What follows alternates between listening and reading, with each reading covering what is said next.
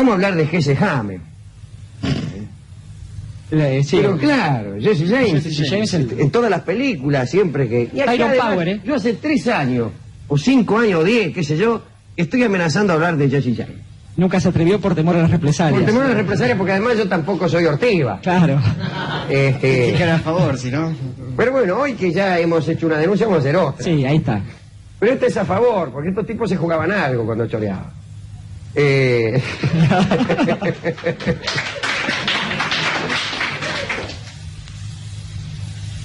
Hemos visto muchas películas. Yo he tenido la ocasión de leer a un autor de novelas policiales que fue también guionista de Hollywood, se llamaba Frank Graber, y que tenía algo así como una obsesión sobre la historia de los hermanos James. Jesse y Frank. Jesse y Frank. Parece que Jesse aprendió estos métodos del asalto, el manejo de armas, preparación de emboscadas, etcétera, durante la Guerra Civil Norteamericana. Era guerrillero, adolescente, de William Quantrill. Hay una película, hay varias películas también sobre Quantrill, que era una especie bueno, un hombre del sur, trabajaba para la Confederación, pero tenía un ejército, digamos, irregular. ¿Qué quiere decir esto? Sus soldados no figuraban en ninguna nómina, entonces abastecían sus necesidades mediante, por ejemplo, el asalto de bancos, la extorsión, etcétera. Si es una guerra en serio, por otra parte, ¿no? El norte no hacía otra cosa. Exactamente. Y allí trabajaban en Missouri y robaban en correos, atacaban los barcos, incluso los trenes, y ahí aprendió James. Aprendieron los dos, ¿no? Porque estaba ya... primero fue Frank, el que se unió a Quantrill, y en 1864, Jesse, de 17 años, siguió a su hermano Frank y también a un primo que se llamaba, creo que Cole Younger se llamaba el tipo, un primo de ellos que también estaba con Quantrill. Y lo designan con un escuadrón, una pandilla de matones, a cargo de un sargento que se llamaba el sangriento Bill Anderson, y ahí lo ponen a Ese es su Jesse nombre. James. Sí. Y empieza a hacerse diestro en estas tareas. Así, por ejemplo, año 1964, detienen 1864, por cierto. Detienen un tren, digo para que vean la clase de acciones. Y le afanan $3.000, que era mucho en aquel tiempo, era mucho en aquel tiempo. Y se cargan a 225 soldados de la Unión. 225, no 3 ni 4, 225 soldados de la Unión. Una pandillita, de 15 a 20 tipos. Y ahí pues se destacó mucho el amigo Jesse, que tenía la costumbre de disparar con las dos manos al mismo tiempo y de tomar las riendas entre los dientes. Una velocidad impresionante. Pero termina la guerra. Me permite esa empresa, me acuerdo brevemente, hubo un paisano, un criollo aquí que sabía hacerlo y era de los pocos que podían lograr eso, un tipo que supo enfrentarse a partidas de 12 personas, él solo, llamado Moreira Juan. Que tiene mucho que ver con los pagos de Navarro, sí, sí. Muchísimo que ver con estos tipos. Muchísimo, sí, sí. Termina la guerra y estos muchachos de Quantrill, bueno, no fueron amnistiados. Creo que se les pidió que se rindiesen ante los jueces, que se atuvieran a los veredictos de cada juez. Frank lo hizo, Frank James, y lo largaron con libertad condicional, qué sé yo. Pero Jesse no se rindió. Y así se enfrenta a una partida en Lexington, y herido, marcha a refugiarse o tal vez a morir a la granja de su madre, Kearney, Missouri también. Pero se recupera. Y ahí, cuando ya Jesse había sanado sus heridas, Frank estaba tranquilo, dice, bueno, ¿qué hacemos? Y arman una banda. Arman una banda con Frank, con Jesse, con el primo Cole Younger, con otros 2 hermanos de Younger, y no más de 2 o 3 tipos. Y empiezan. Debut el 13 de febrero del 66, del 1866, en Liberty, Missouri, se afanan $60.000 de un banco. No está mal. Está mal. Y así, con gran maestría, laburan 3 años, haciendo no demasiados robos, pero muy aceitados, muy ajustados. Claro, cometen algunos errores. Por ejemplo, en ese lapso mataron un alcalde, varios cajeros, incluso muchos peatones que tenían la mala suerte de pasar por ahí justamente en el momento que estos tipos empezaban a los tiros. Pero tenían a su favor la simpatía local.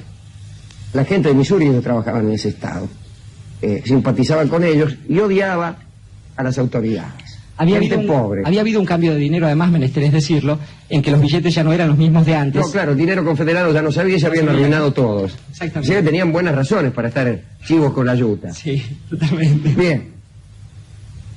Pero allá por diciembre del 1869 parece que cambia la suerte de los James. Asaltan un banco, el banco de Gallatin, también en Missouri, y Jesse mata al cajero. Normalmente era un tipo muy tranquilo, Jesse, pero no sé qué le pasa ese día, y le encaja un tiro al cajero. Los disparos atraen a la multitud, empiezan a tirarles balas de todas partes, los James tienen que huir, y en el momento de huir, el caballo de Jesse se asusta, lo arrastra durante 10 metros, finalmente le matan el caballo. El caso es que alguien captura la montura de los James, y es ahí donde las autoridades que apenas se tenían sospechas los identifican y saben que son ellos. Como no eran giles, se mantuvieron 2 años en calma. Se guardaron. Se guardaron. Araca, sí. Pero vuelven. Vamos a mandar unos cuantos asaltos más. Y ya en el 71 asaltan ahí en Corydon, Iowa, un banco. También se les hace muy fácil, tan fácil que hasta se florean, porque cuando se van de asaltar el banco se meten a la iglesia donde estaban todos los feligreses y dice: muchacho, dice, vengo a avisarle que recién asaltaron el banco, y se las tomó. Ese era Jesse James. Empiezan 3 años más de actividad delictiva con un éxito tras otro, hasta llegan a ir a la feria de Kansas City y delante de 5.000 personas se afanan unos valores de una caja fuerte y se van medio como con paso de murga, tirando tiros al aire como si fuera una celebración. Y les da por los trenes, empiezan a saltar trenes. El expreso de Chicago llevaba $100.000, esto en el 73. Lo descarrilaron, pero cuando llegan al vagón se dan cuenta que los $100.000 no estaban, sino que habían sido mandados en un tren anterior y solamente hay unos cuantos miles de dólares en billetes. El caso es que se hacen 150 lucas dólar en 4 asaltos de trenes. ¿Qué pasa? Los banqueros y los ferroviarios empiezan a darse cuenta que la policía local, por ineptitud o por simpatía, no hace nada. ¿Y a quién contratan? Contratan, ustedes habrán oído también este nombre, a la agencia Pinkerton, una agencia de detectives. Para que investigue y capture a los James. Pero Allen Pinkerton había estado entreverado con la gente de la Unión, y entonces lo odiaban en el sur, lo odiaban por lo menos en Missouri, y nadie colaboraba con ellos. Todos estaban a favor de los James. Y además no tenían fotos. No tenían fotos. Y los James sí sabían quiénes eran los Pinkerton, y además no tenían ningún empacho en tirar y apretar gatillos ni bien aparecieron. Así que se cargan a 3 agentes de Pinkerton en una semana. No está mal. Los de Pinkerton, que también eran unas bestias, traman un sutil plan, que es poner una bomba en casa de la madre de los James. Resulta de la cual le vuelan un brazo a la pobre vieja y le matan a un hermanito, un hermanastro chiquitito que tenían los James. Eso eran los Pinkerton, ¿no? Con lo cual ya incrementan el odio que la gente del lugar le tenía a la policía y particularmente a los Pinkerton, y quedan ya los James como verdaderos mártires sociales. Hasta que llega el 7 de septiembre del 76, y ahí en Northfield, Minnesota, hay un enfrentamiento con la Utah y 2 de la banda caen, mueren. Días después los 3 Younger son heridos y capturados. Solo consiguen huir Frank James y Jesse James. Y ahí permanecen 3 años escondidos. Y hubieran podido seguir tranquilamente con los nombres tranquilos y vivir larguísimos años. Pero no lo hicieron, sino que formaron una nueva banda. Pero también en Missouri vino un nuevo gobernador, Crittenden, que ofrece $5.000 de recompensa. Pero claro, en la nueva banda ya no estaban los fieles hermanos Younger, sino que había algunos tipos nuevos. Entre ellos 2 hermanitos, los hermanitos Ford, Robert y Charles Ford, que eran 2 ortigas. Buchones, sí. Y ahora van a ver hasta qué punto, no solo buchones, sino asesinos verdaderamente, porque parece que los 5 lucas fueron demasiados y no se resistieron. 5 lucas vivos o muertos, por matar los 5 lucas. Y sucedió que Jesse vivía con su familia bajo un nombre supuesto en Saint Joseph, y ahí se los conocía como los Howard. Y los hermanos Ford se arreglan con el gobernador, fingen una visita social, los van a visitar a Saint Joseph, no a Frank, sino a Jesse James. Jesse les invita a permanecer unos días en su casa, y ellos esperan días y días. ¿Sabe por qué esperan? Esperan a encontrar a Jesse descuidado y desarmado. Y no lo encuentran. ¿Se imaginan ustedes estar días y días en la casa de un punto y no encontrarlo nunca desarmado ni descuidado? Eso es un hombre. Ese es un tipo. No lo podían liquidar, fueron a matarlo. Y no lo podían liquidar porque el tipo estaba siempre preparado. Dios. Hasta que un día, ¿sabe qué hace Jesse? Va a limpiar un cuadro. Y se sube a una silla y le da la espalda a Robert, y Robert lo mata. Un valiente el tipo. Sí, un valiente, sí. Un valiente. Lo mata por la espalda. Lo mata por la espalda y va, y seguramente habrá ido a cobrar los 5 lucas. 5 meses después, Frank James se entrega. Y fue indultado, quizá, para menguar la indignación popular que había causado la muerte de James, de Jesse. Desde entonces, se los recuerda en los Estados Unidos del mismo modo reverencial. ¿Acaso injustamente reverencial? Pero bueno, yo no creo eso. Con que aquí se recuerda a los valientes como Moreira. También matado por la espalda, ¿no? Claro, también matado por la espalda por Chirino. Por Chirino. Quiero decir que también allá hay criollos. Y también allá existe el culto del coraje, o ha existido el culto del coraje.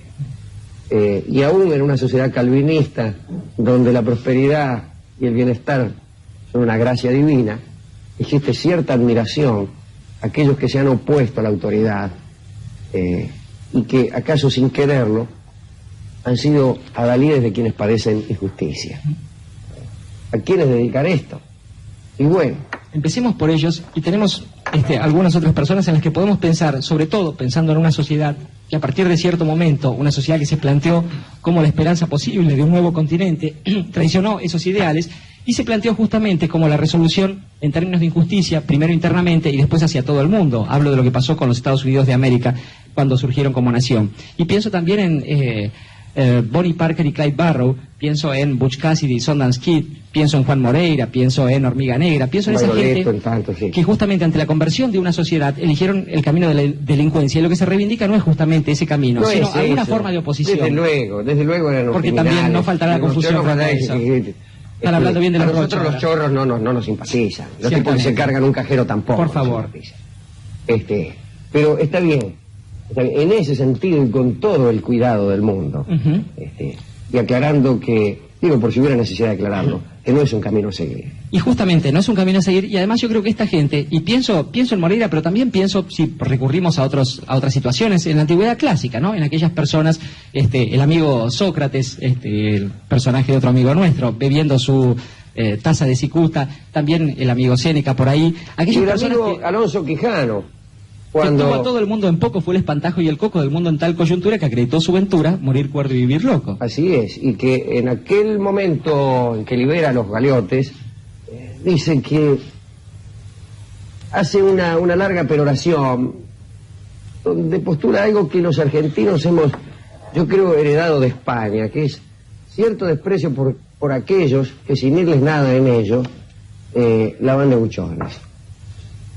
Justamente, frente a esas cosas, cuando estas personas seguramente se han mirado al espejo y han permitido ser matados por la espalda después, lo que están enfrentando no es el propio fantasma, la propia derrota, sino un determinado ideal que solo puede terminar así, y que mirando eso uno puede decir cosas como ya no cantás chingolo, porque esta cosa, esta patria, también se convirtió en otra cosa. Vamos a dedicar este tanguito criollo, tanguito del campo, tanguito para un pájaro espantado también, aquellos pájaros espantados en los Estados Unidos y en los campos de la Argentina y en tantos otros lugares. Seguramente. Va.